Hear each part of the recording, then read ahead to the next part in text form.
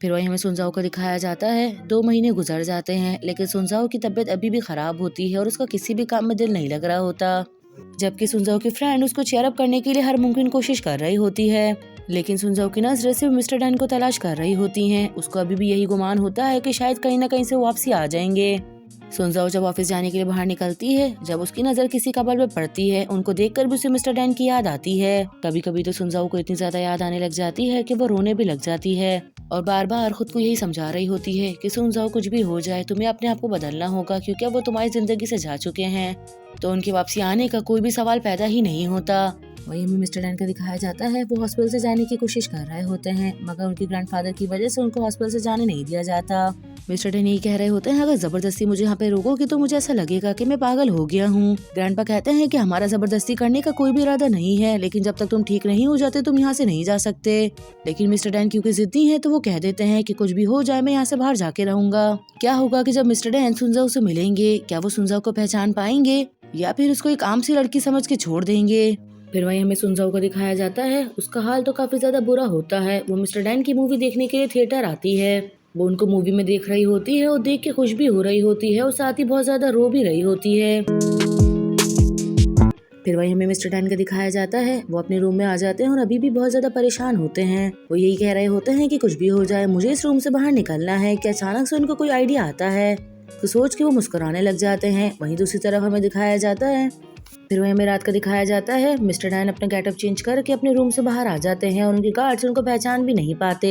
बाहर आने के बाद मिस्टर डैन बहुत ज्यादा खुश होते हैं और अपना सामान लेके वहाँ से चले जाते हैं। मिस्टर डैन अपने घर पे आ जाते हैं। वो कहते हैं कैसा लग रहा है, मैं तो भूतों की तरह इधर से उधर भटक रहा हूँ, लेकिन अपने घर पे आने के बाद मुझे बहुत ज्यादा अच्छा फील हो रहा है। फिर मिस्टर डैन अपना मोबाइल उठा के चेक करते हैं तो उनका फोन डिस्कनेक्ट होता है। ये देख के वो कहते हैं कि इसका मतलब किसी ने मेरे मोबाइल का बिल भी पे नहीं किया। तो वो अपने मैनेजर के ऊपर गुस्सा कर रहे होते हैं। वो कहते हैं कि जब मैं तुमसे मिलूंगा तो तुम्हारे लिए अच्छा नहीं होगा। ये कहते हुए पानी पीने लग जाते हैं कि अचानक से कुछ आके नीचे गिरता है। मिस्टर डैन वो सामान उठाते हैं तो उसमें एक फोटो होती है जो कि रैम्बो की होती है। जब मिस्टर डैन उस फोटो को देखते हैं तो कहते हैं कि ये तस्वीर कुछ जानी पहचानी सी लग रही है और उनको अचानक से वो सीन याद आने लग जाते हैं जब वो सुनजाओ के साथ वो साइलेंट पे थे। ये कहते हुए मिस्टर डैन अपने दिमाग पे थोड़ा जोर डालते हैं तो फाइनली उनको सुनजाओ का चेहरा भी नजर आ जाता है। मगर सुनजाओ को देखने के बाद उनको कुछ भी याद नहीं होता। वो कहते हैं कि ये लड़की कौन है, आखिर इस लड़की का मुझसे क्या ताल्लुक है। वही हमें डॉक्टर का दिखाया जाता है। वो बहुत ज्यादा गुस्सा कर रहे होते हैं। वो कहते हैं कि ऐसा कैसे हो सकता है कि वो हॉस्पिटल से भाग गया, उनकी तबीयत अभी ठीक नहीं है, जल्दी करो उनको जाके सर्च करो, हर हाल में मुझे मिस्टर डैन हॉस्पिटल में चाहिए। वही सारी बातें पीछे खड़ी हुई मिस्सू सुन लेती हैं और सुन के काफी ज्यादा हैरान होती हैं। फिर वहीं दूसरी तरफ मिस्सू फौरन मिस्टर डैन से मिलने के लिए उनके घर पर आ जाती हैं। मिस्टर डैन देखते हैं पहले तो वो दरवाजा नहीं खोल रहे होते, फिर वो खुद को कहते हैं कि ऐसा नहीं करना चाहिए क्योंकि ये तुम्हारी एक्स गर्लफ्रेंड है। सोचते हो गेट खोल देते हैं। मिस्सू नीचे खड़ी हुई वेट कर रही होती हूँ। थोड़ी देर के बाद मिस्टर डैन ऊपर से आते हैं और कहते हैं कि तुम मुझसे मिलने के लिए क्यों आई हो।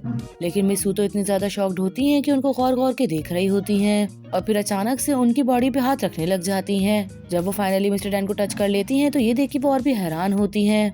मिस्टर डैन समझते हैं कि जो गाउन मैंने पहना हुआ है ये उसकी वजह से ऐसा कर रही है। मिस्टर डैन उनका हाथ झटक देते हैं और उनको कहते हैं ये मेरा गाउन फ्रांस का है और ये मेरे कहने पे बनाया गया है, अगर तुम्हें इतना ही पसंद आया है तो मैं तुम्हें भी एक मंगवा दूंगा। ये कहते हुए मिस्टर डैन ऊपर जाने लग जाते हैं, लेकिन मिस्सू बहुत ज्यादा डिस्टर्ब होती हैं। उनको अभी भी यकीन नहीं आ रहा होता कि जो मैं अपनी आंखों से देख रही हूँ वो सच है या झूठ। वही हमें रात का सीन दिखाया जाता है। हीरन मिस्सू के बुलाने पे बार पे आता है और आते ही उनके हाथ से गिलास लेके नीचे रख देता है। उनको कहता है कि तुमने मुझे यहाँ पे क्यों बुलाया और तुम इतनी ड्रिंक क्यों कर रही हो। मिस्सू ड्रंक होती है और इधर उधर की सारी बातें कर रही होती हैं और साथ ही वो हीरन को कह रही होती है कि दुनिया पे इतनी आसानी से भरोसा नहीं करना चाहिए। हम दोनों को उन्हीं दोनों लोगों ने चीट किया है जिन पे हम लोग ने भरोसा किया है। ये कहते हुए वो सुनजाओ के बारे में कहने लग जाती है, जिसपे हीरन को गुस्सा आ जाता है और वो कहता है कि सुनजाओ बिल्कुल भी ऐसी नहीं है, उसने कभी भी मेरा यूज नहीं किया, वो इस इंडस्ट्री में नहीं आई है और हमेशा से बहुत अच्छी रही है, पता नहीं तुम्हें उसके साथ क्या प्रॉब्लम है। ये सुन के मिस्सू भी बहुत गुस्से में आ जाती है और कहती हैं कि अच्छा ठीक है मैं भी देखती हूँ, तुम जाओ जाके उसको प्रपोज करो, अगर वो तुम्हें एक्सेप्ट कर ले तो तुम मेरा नाम बदल देना। वहीं दूसरी तरफ हमें दिखाया जाता है, वही हमें मिस्टर डैन का दिखाया जाता है। वो अपने घर से बाहर आ जाते हैं लेकिन वो परेशान होते हैं कि कहीं कोई मुझे पहचान ना ले और साथ ही वो कह रहे होते हैं कि बाहर तो आ गया हूँ लेकिन मेरे पास कोई भी पैसे नहीं है और जो मेरे ATM कार्ड थे वो भी मेरे घर पे नहीं है। ये सोचते हुए उनको 2 फैंस बैठे हुए नजर आते हैं तो कहते हैं कि चलो ठीक है मैं अपने फैंस से पैसे ले लेता हूँ। मिस्टर डैन उन दोनों के पास आके स्टाइल मारने लग जाते हैं, लेकिन वो दोनों तो बिल्कुल भी मिस्टर डैन के ऊपर ध्यान नहीं देती।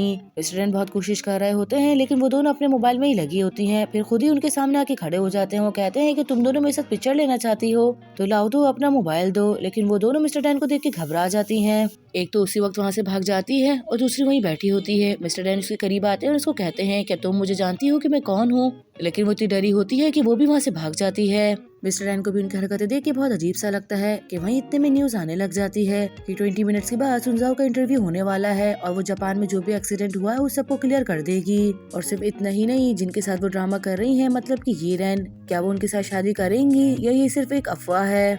मिस्टर डैन तो उस न्यूज को इग्नोर करके जा रहे होते हैं, लेकिन वो अचानक से रिपोर्टर मिस्टर डैन का नाम लेती है और ये कहती है कि जो मिस्टर डैन हमारे मर चुके हैं उनके बारे में भी आज ही हमें सच्चाई पता चलेगी। मिस्टर डैन जब ये सुनते हैं तो उनको बहुत ज्यादा गुस्सा आता है और वो कहते हैं कि आखिर ये कौन है कि जो ये कह रहा है कि मैं मर चुका हूँ, इसलिए मुझे वहाँ पे जाना पड़ेगा। वही हमें सुनजाओ को दिखाया जाता है। मैनेजर उसको सब कुछ समझा रहे होते हैं और उसको कहते हैं कि कुछ भी ऐसी हरकत मत करना कि जिसमें तुम रिपोर्टर्स की नजरों में गिर जाओ। मिस्टर डैन अब मर चुके हैं तो तुम्हें जो भी करना है उन्हीं पे इल्जाम डाल देना। इतने में हीरन वहाँ पर आ जाता है और वो फ्लावर और रिंग लेकर आता है और आने के बाद वो घुटनों पे बैठ जाता है और सुनजाओ को प्रपोज करने लग जाता है। उसका प्रपोजल सुन के सभी लोग बहुत ज्यादा हैरान हो जाते हैं। दोनों यही कह रहे होते हैं कि हाँ कर दो, लेकिन सुनजाओ हीरन को खड़ा करती है और उसको प्रपोज करने के लिए थैंक यू करती है और कहती है कि तुम तो जानते हो कि ये सब कुछ जो है वो प्यार नहीं है। तुम्हारे दिल में जो मेरे लिए फीलिंग्स है मेरे दिल में वो तुम्हारे लिए बिल्कुल भी नहीं है कि तुम्हारे साथ जो भी सीन हुआ है वो सब मिस्टर डैन की वजह से हुए हैं।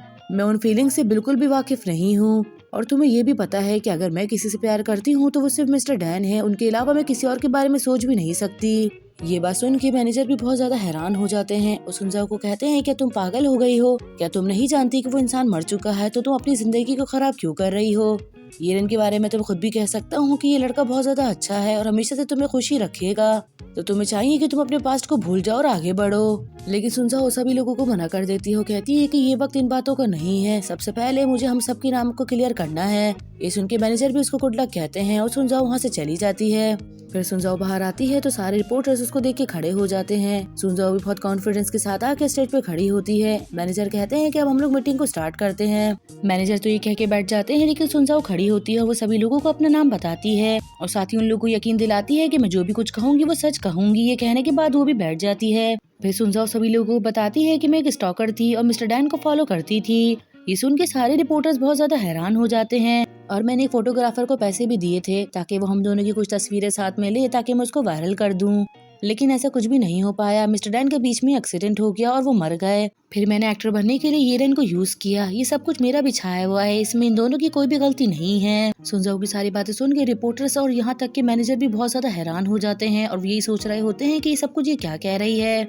सुनजाओ हर इल्जाम ही अपने ऊपर ले जा रही होती है और उन दोनों को बिल्कुल साफ कर देती है। लेकिन हाँ, मैं एक्टिंग लाइन कभी भी नहीं छोड़ूंगी, अगर आप लोग चाहो तो मुझे माफ कर सकते हो। ये कहते हुए सुनजाओ खड़ी हो जाती है और सभी लोगों से माफी मांगने लगती है। लेकिन यहाँ पर तो रिपोर्टर्स एक दूसरे से बातें कर रहे होते हैं कि इतने में वहाँ पे मिस्टर डैन आ जाते हैं। सुनजाओ कहती है कि मैं मानती हूँ कि मैंने आप लोग सबसे बहुत ज्यादा झूठ बोले हैं, लेकिन यहाँ पर मैं एक सच बताना चाहती हूँ। इतना टाइम उनको फॉलो करते हुए मुझे मिस्टर डैन से प्यार हो गया है। मिस्टर डैन भी ये बात सुन लेते हैं और सुन के काफी हैरान होते हैं। सुनजाओ खड़ी हुई मिस्टर डैन की तारीफें कर रही होती है और पूरी दुनिया को उनकी सच्चाई बता रही होती है कि वो दिखने में तो भले बहुत ज्यादा बुरे लगते हैं, लेकिन वो बहुत ज्यादा दिल के अच्छे हैं। मिस्टर डैन उसकी बातें सुन रहे होते हैं। वो कहते हैं कि आखिर ये औरत कौन है, इसके लिए मुझे इतना ज्यादा बुरा क्यों लग रहा है।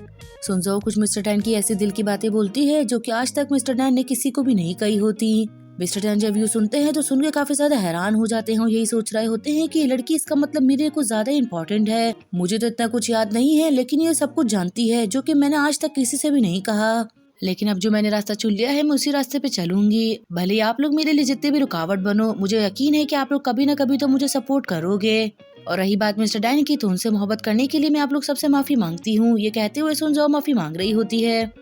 मिस्टर डैनी देखते ही फौरन स्टेज के ऊपर आ जाते हैं और आते ही सुनजाओ को पकड़ते हैं। सभी लोग ये देख के बहुत ज्यादा शॉक्ड हो जाते हैं, यहाँ तक कि मैनेजर को तो यकीन ही नहीं आ रहा होता।